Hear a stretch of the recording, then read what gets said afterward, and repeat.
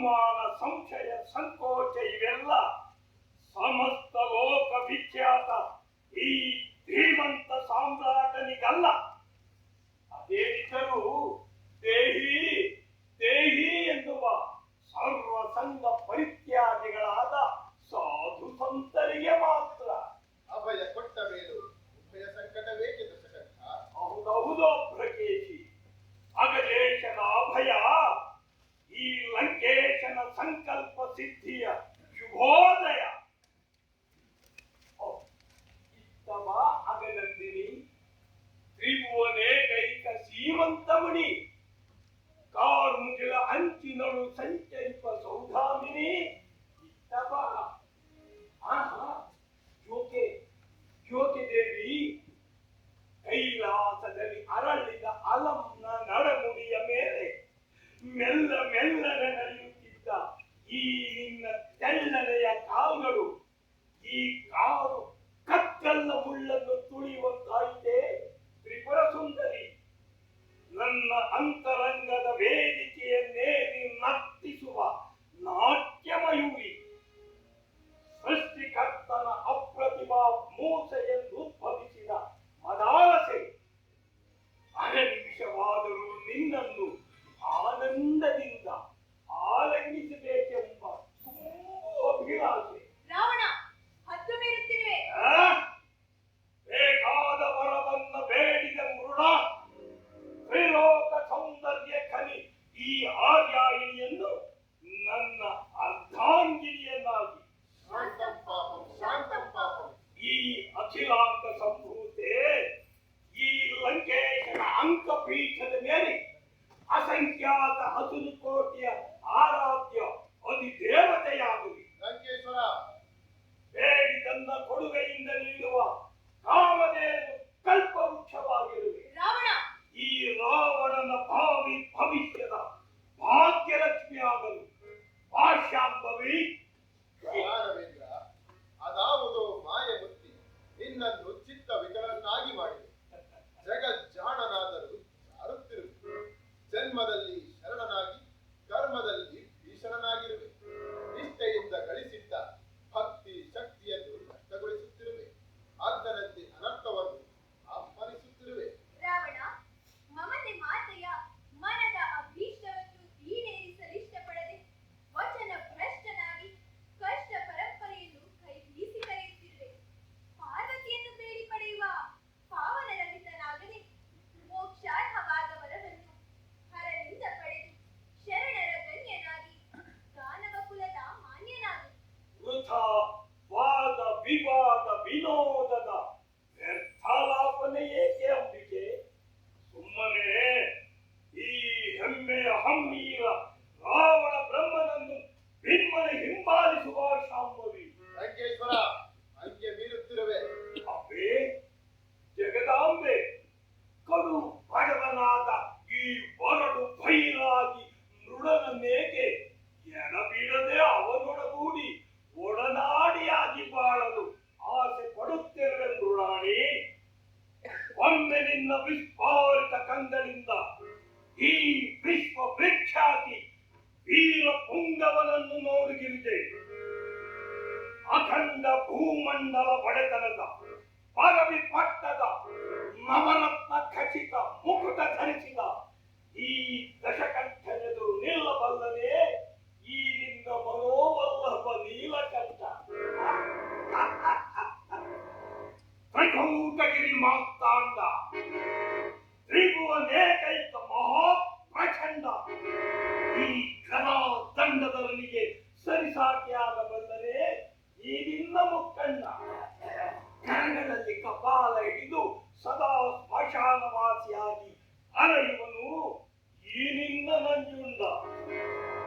ದಕ್ಷಿಣೇಶ್ವರ ದಾನವೇಂದ್ರ ದಶಕಂಠದಲ್ಲಿ ಸರ್ವಭೂಷಣನಾಗಿ ಗಜತೋಲನ್ನು ತೊಟ್ಟು ಭೂತ ಪ್ರೇತಗಳ ಮಧ್ಯೆ ದಿಗಂಬರನಾಗಿ ನರ್ತಿಸುವ ಈ ಶಶಾಂಕಧರನಲ್ಲಿ ರಾವಣ, ಸಮಸ್ತ ಜಗತ್ತೇ ಆರಾಧಿಸುವ ಆದಿಮಾತೆಯನ್ನು ಅಲಕ್ಷ್ಯದಿಂದ ಅಲ್ಲಗಳೆದು ಅರ್ಧಾಂಗಿಯನ್ನಾಗಿ ಅಪೇಕ್ಷಿಸಿ ಅಕ್ಷಮ್ಯ ಅಪರಾಧಕ್ಕೆ ಭಜನನಾಗುತ್ತಿರುವೆ.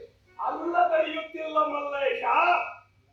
ಈ ಪೃಥ್ವಿ ವಲ್ಲಭನ ಹೃದಯದ ಅರಸಿಯಾಗಿ ಅಷ್ಟೈಶ್ವರ್ಯ ಲಂಕೆಯ ಸ್ವರ್ಣ ಸಿಂಹಾಸನದಲ್ಲಿ ಪಟ್ಟ ಮಹಿಷಿಯಾಗಲೆಂದು ಇಷ್ಟಪಡುತ್ತಿರುವೆ. ಉಮೆಯಾದ ಪರಮೇಶ್ವರಿಯನ್ನೇ ಬೇಡುತ್ತಿರುವೆ ತಾರವೇಂದ್ರ. ಹೌದು, ನನ್ನ ಲಂಕೇಶ್ವರಿಯಾಗಲೆಂದು. ನನ್ನನ್ನಿಷ್ಟು ಕಾಲ ಇಷ್ಟ ದೇವತೆಯನ್ನು ಪೂಜಿಸಲಿಲ್ಲವೇ? ಅದು ಕಳೆದು ಕಣ್ಮರೆಯಾದ ದಿನಗಳಲ್ಲಿ ಮಾತ್ರ. ನಾನು ಲೋಕಮಾತೆಯಲ್ಲವೇ ಲಂಕೇಶ? ಏನು, ನೀನು ಲೋಕಮಾತೆಯೇ? ನೀನು ಲೋಕಮಾತೆಯಾದರೆ ಈ ಮಹಾದೇವನಿಗೂ ಮಾತೆಯಾಗಲಿಲ್ಲವೇ ಮಹೇಶ್ವರಿ? ಈಗ ಈ ಮಹಾದೇವನಿಗೆ ಮಾತೆಯಾಗಿ ಈ ಮಧಿವಲ್ಲಭನ ಮಮತೆಯ ಮಡದಿಯಾಗು ಆಶಾಂಭವಿ. ಕನ್ನಡಿಯ ಕನಕ ರಾಶಿಗಾಗಿ ಕೈ ಚಾಚುತ್ತಿರುವೆ ರಾವಣ. ಆದರೂ ನಿನ್ನಿಂದ ಭರವಸೆಯ ಬೆಂಬಲ ಪಡೆದಾಯ್ತು ಭೈರವೇಶ. ಕಾಲಾಗ್ನಿ ವರ್ಷವನ್ನು ಕರವಸ್ತ್ರದಿಂದ ಕಟ್ಟುವ ಪ್ರಯತ್ನ ಬೇಡ ರಾವಣ. ತೃಣವಾದರೂ ಸಾಧಿಸಿ ಒಂದು ಕ್ಷಣವಾದರೂ ಮೆರೆಯಬಲ್ಲ ಮಹಾದೇವಿ. ರಕ್ತವನ್ನು ಆಹ್ವಾನಿಸುತ್ತಿರುವೆ. ಅನುಭವಿಸಲು ಸಿದ್ಧನಿರುವೆ. ದುಡುಕುತ್ತಿರುವ ದಾನವೇಂದ್ರ. ಕೆಳಗಾದರೂ ಸರಿ, ನಿನ್ನನ್ನು ಪಡೆದೇ ತೀರ್ವೆ ಪಾರ್ವತಿ. ಇದರಿಂದ ಘೋರ ನರಕ ಪ್ರಾಪ್ತಿಯಾಗುತ್ತದೆ. ಪರೋಕ್ಷ ನರಕದ ಕ್ಷುಲ್ಲಕ ಭೀತಿಗಿಂತ ಪ್ರತ್ಯಕ್ಷ ಲೋಕದ ಕ್ಷಣಿಕ ಸುಖವೇ ಲೇಸಲ್ಲವೇ ಮಲ್ಲಯ್ಯ? ಬೇಡಬಾರದನ್ನ ಬೇಡಿ ಕಾಡಿ ಪೀಡಿಸುತ್ತಿರುವೆ. ನೀನು ಬೇಕಾದ್ದನ್ನ ಬೇಡು ಎಂದ ಬೇಡಲ್ಲವೇ ಶಶಾಂಕ ಕೂಡ? ಬೇಕಾದರೆ ಸ್ವರ್ಗ ಪದವಿಯನ್ನು ಬೇಡು. ಬೇಕಾಗಿಲ್ಲ, ನಮ್ಮ ಪದವಿ ನನಗಿಚ್ಛೆ ಇಲ್ಲ. ಸ್ವರ್ಗದ ಸ್ವರ್ಣ ಸಿಂಹಾಸನವನ್ನೇರುವ ವಿಲಾಸಿ ಇಲ್ಲವೇ? ಇದೆ, ಆದರೆ ಆ ಸ್ವರ್ಣ ಸಿಂಹಾಸನದಲ್ಲಿ ಈ ಲಂಕೇಶ ಅಂಕಪೀಠದ ಮೇಲೆ ಅಪರ್ಣ ಅಲಂಕರಿಸಿದರೆ ಆಗಬಹುದು.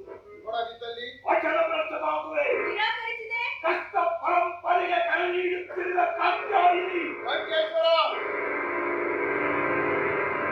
ಆಕ್ರೋಶ ಅಂಕೆ ಮೀರಿ ಅನಿಷ್ಟಕ್ಕೆ ನಾಂದಿ ಹಾಡುವ ಮೊದಲು ಬದುಕಿ ಬಂದ ದಾರಿ ಹಿಡಿದು ಲಂಕೆಗೆ ಹಿಂದಿರುಗು.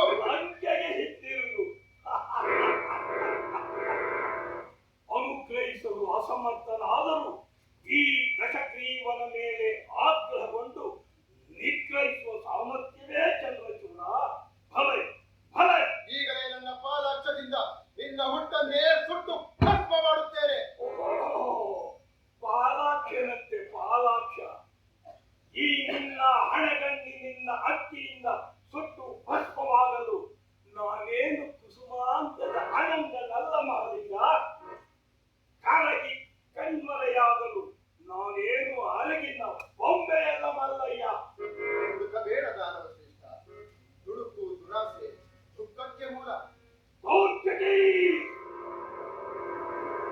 ಕೊಡಲಿಷ್ಟವಿಲ್ಲದ ಮೇಲೆ ಈ ಊಟಾಟಿಕೆಯ ಮಾತೇಕೆ? ಕಬಡ್ಡಿ ಭಕ್ತರು ಬೇಡಿದ್ದನ್ನು ಕೊಡುಗೆಯಿಂದ ನೀಡುವ ಭಕ್ತ ಭಕ್ತನೆಂಬ ಬಿರುದು ನಿನ್ನಂತಹ ವಚನ ಘಾತುಕನಿಗೇಕೆ? ಕೊಡಲು ನಿರಾಕರಿಸುವೆ ಎಂದು ಮೊದಲೇ ತಿಳಿದಿದ್ದರೆ ಈ ದೇಹವನ್ನು ದಂಡಿಸಿ ಘೋರ ತಪಸ್ಸನ್ನೇಕೆ ಆಚರಿಸುತ್ತಿದ್ದೆ? ನನ್ನ ದಾನವ ಸೈನ್ಯ ಸಮೇತನಾಗಿ ನಿನ್ನ ಕೈಲಾಸಕ್ಕೆ ಮುತ್ತಿಗೆ ಹಾಕಿ ಈ ಪಾರ್ವತಿಯನ್ನ ಹೊತ್ತು ಹೊತ್ತು ತರುತ್ತಿದ್ದೆ. ಸರ್ವಾನುಗ್ರಹ ಸಮರ್ಥ ಸಾಂಬ ಶಿವನಾದ ನಿನ್ನನ್ನು ಕುಂಬಳಕ್ಕಾಗಿ ಕಾಯುವ ಊಳಿಗ ದಾಳನ್ನಾಗಿ ನೇಮಿಸಿಕೊಳ್ಳುತ್ತಿದ್ದೆ. ಹಠ ಮಾಡುತ್ತಿರುವ ದಶಕಂಠ, ಯಾರಾದರೂ ಸರಿ ತಪಸ್ಸಿನ ಫಲವಾಗಿ ಪಾರ್ವತಿಯನ್ನ ಬೇಡುವರೆ? ನೀನು ನನ್ನ ಸತಿ ಪಾರ್ವತಿಯನ್ನೇ ಬೇಡುವೆ ಎಂದು ನಾನು ನಿರೀಕ್ಷೆ ಮಾಡಲಿಲ್ಲ ದಾನವೇಶ. ಈಗಲಾದರೂ ತಿಳಿಯಿತಲ್ಲ, ಇನ್ನು ಮುಂದಾದರೂ ಎಚ್ಚರಿಕೆಯಿಂದ ಇರು. ನಾಳೆ ಮತ್ತಾರಾದರೂ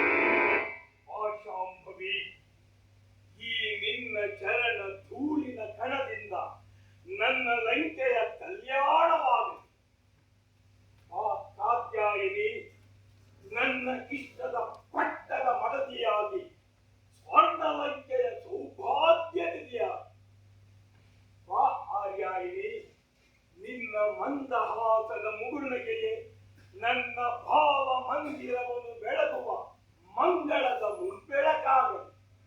ಆ ಮುರಾರಿ ಬಾ, ಬಾ ಪಾರ್ವತಿ, ಬಾ, ಬಾ ಗಿರಿಜೆ, ಬಾ, ಬಾ ಶಾಂಭವಿ, ಬಾ.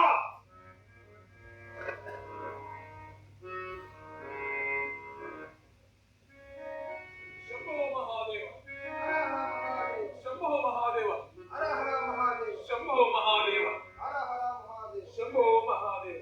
ನಂದಿವಾಹನನಿಗೆ ನಮೋ ನಮಃ. ಇದೇನು ಜಗತ್ಪ್ರಳಯಕ್ಕೆ ನಾಂದಿ ಹಾಡಿದೆಯಾ ಕುಂದುಗೋಡ? ಮೂರು ಲೋಕದೊಡೆಯ ಮುಕ್ಕಣ್ಣ ನೀನಾಗಿ ಆ ಸೊಕ್ಕಿನ ದಾನವನಿದರು ಮುಕ್ತಾಗಿ ಹೋದೆಯಾ ಮಹಾದೇವ? ಮೇರದ ಮನ್ಮಥನನ್ನು ಉರಿಗಣ್ಣಿನಿಂದ ಸುಟ್ಟು ನಾಶ ಮಾಡುವ ಬದಲು ಆ ದುರ್ಧಾರವನಿಗೆ ಪಾರ್ವತಿಯನ್ನೇ ಅನುಗ್ರಹಿಸಿದೆ ಅಗ್ರಜೀಶ. ಮುರಾರಿಯನ್ನು ಬೇಡಿ ಪಡೆದು ಹರ್ಷದಿಂದ ಮೆರೆದ ಆ ದಶಾಂಧರನ ಮೇಲೆ ಪ್ರಳಯಾಗ್ನಿ ವರ್ಷಗರೆಯಬಾರದಿತ್ತೇ ಪರಮೇಶ್ವರ. ಮೆರದ ಮನ್ಮಥನನ್ನು ನಿನ್ನ ಉರಿಗಣ್ಣಿನಿಂದ ಸುಟ್ಟು ನಾಶ ಮಾಡಿದ ಆ ನಿನ್ನ ಪಾಲಾಕ್ಷದ ಶಕ್ತಿ ಅಕಲ್ಪವಾಯಿತೇ ಸದಾಶಿವ.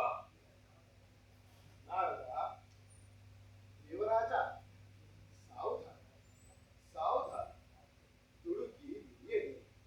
ಪಾರ್ವತಿ ಕೈಲಾಸದಲ್ಲಿದ್ದರೆ, ಭೂಲೋಕದಲ್ಲಿದ್ದರೆ, ಶರಣ ಕುಲ ಗಣ್ಯನಾದ ರಾವಣ ಹೆಣ್ಣಿನ ಮೋಹಕ್ಕೆ